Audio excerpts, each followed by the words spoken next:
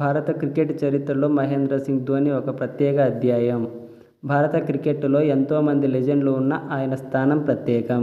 క్రికెట్ను ఒక మతంలా భావించే దేశంలో క్రికెటర్గా పాపులర్ కావడం సర్వసాధారణం. కానీ ఆ క్రికెట్ క్రీడకే పాపులారిటీ తీసుకొచ్చిన క్రీడాకారుడు ఎంఎస్ ధోని.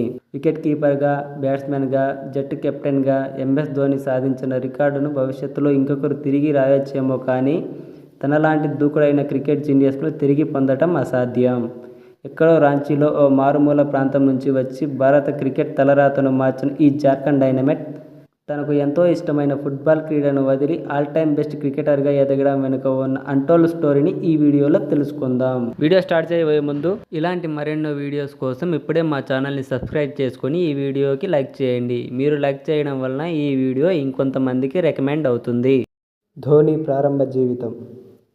మహేంద్ర సింగ్ ధోని 1981లో